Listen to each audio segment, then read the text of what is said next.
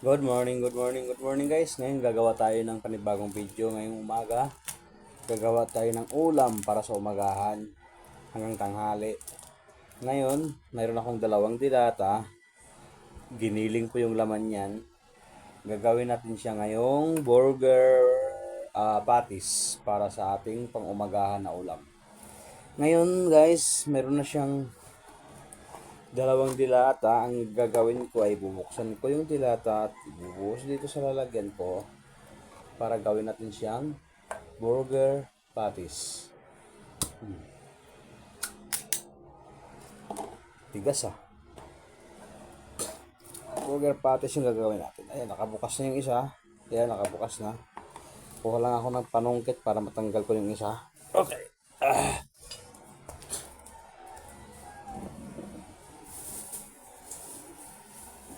Panungkit ko, panungkit ko.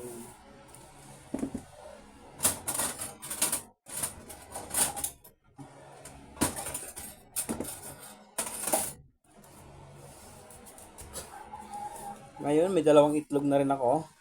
Kaya ay kasama dun sa atong ating gagawing ulam. Dalawang itlog, dalawang dilata, at saka isang breading mix. Ngayon, tatanggal natin yung laman ng dilata. Medyo matigas kasi siya. Ayun. Ba't kaya matigas? Matigas siya dahil yung mga dilata kasi na to, nilagay sa rep ng asawa ko. Ayaw niya mapanis, kaya nilagay niya sa rep. Dilata, nilagay sa rep. Ano kaya yun? Ayan. Tapos, yung isa, hindi ko mabuksan.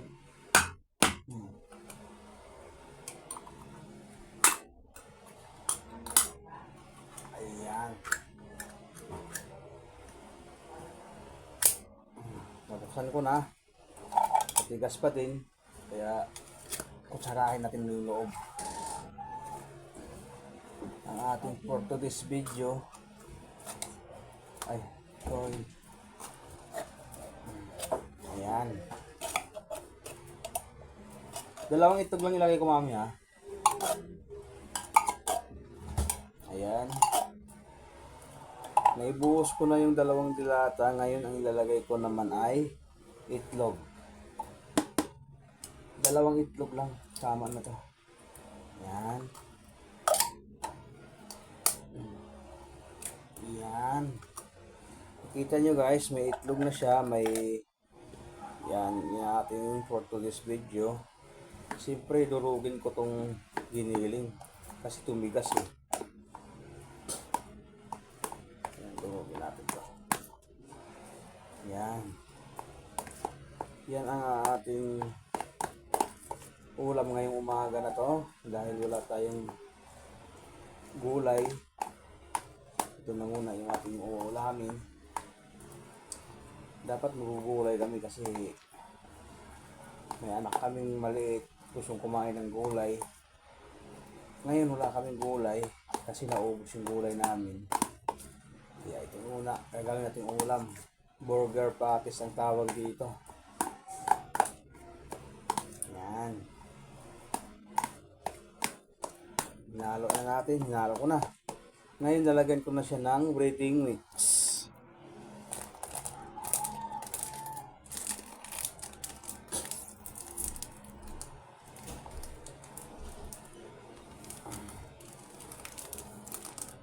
Ubusin ko talaga siya.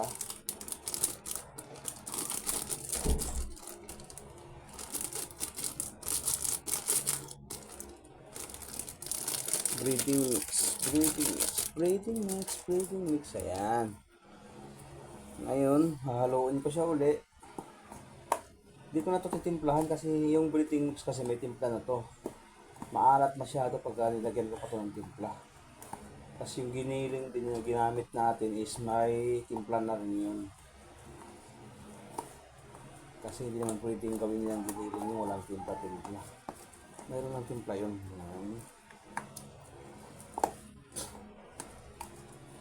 Tapos next natin gagawin dito, siyempre, pang pinali na, pagka nahalo na to, ang gagawin dito ay ipiprito. Diba? Para magiging burger patis siya. Napakasimple lang guys. Pagka wala kayong ulam, iisip kayo ng diskarte. Napakamura ng tigilatan na to. 27 lang ata isa nito. Mas nakabay 1 take 1 pa.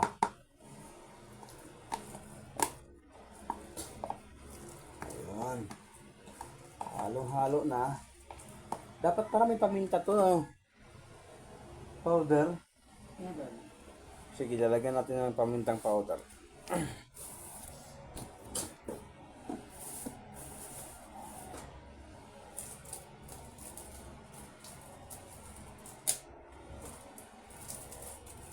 Ayan na. Lalagyan ko na siya ng pamintang powder.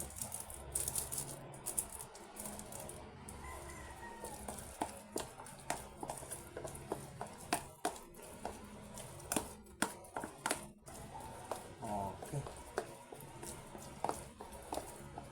At next guys ay magpapainit na ako ng kawali para ito ay lulutuin ko na. Okay na, magpapainit muna ako ng kawali. Ngayon guys, nakapagpainit na tayo ng kawali. Ang gagawin na lang natin dito ay maglagay ng mantika. Mantika. Ayan na yung mantika. Dalagyan natin ng mantika. Kailangan hanggang sa gitna lang kasi yung gilid ay hindi yan mainit.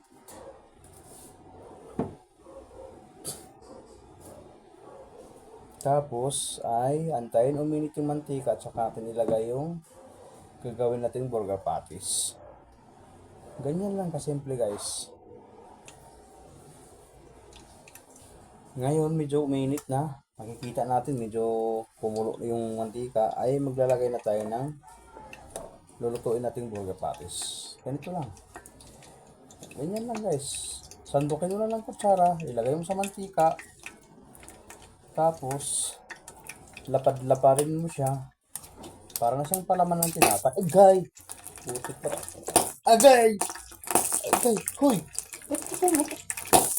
Kainis naman oh.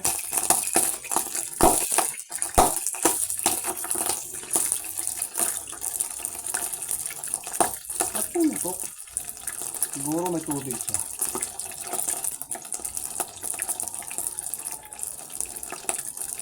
Yan, ganyan lang guys. Pumutok-putok siya kasi may tubig siya. Ganyan lang kasimple guys. Makakaluto ka na ng ulam.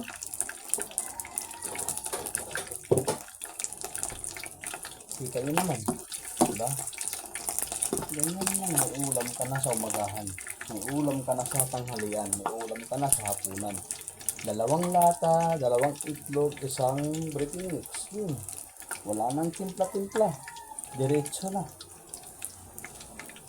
Tapos try natin baliktarin. Agay. Ito ay nasunog na kasi ang dali lang ito maluto eh. Ayan o.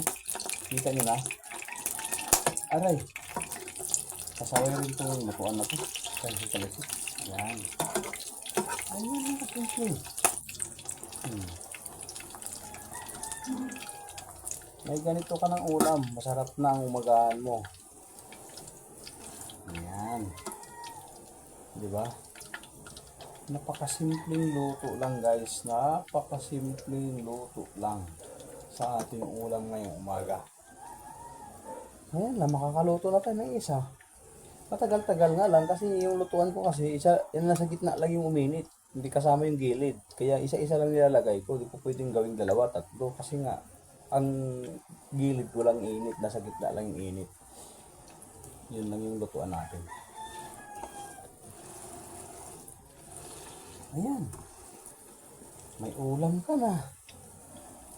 May ulam ka na sa umaga. May ulam ka na sa gabi, tanghali. 2 lata, 2 itlog, isang breading mix. Wala na. Diba? Napakadali lang guys.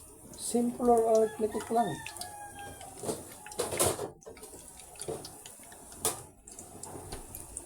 Sigurado, luto na yan.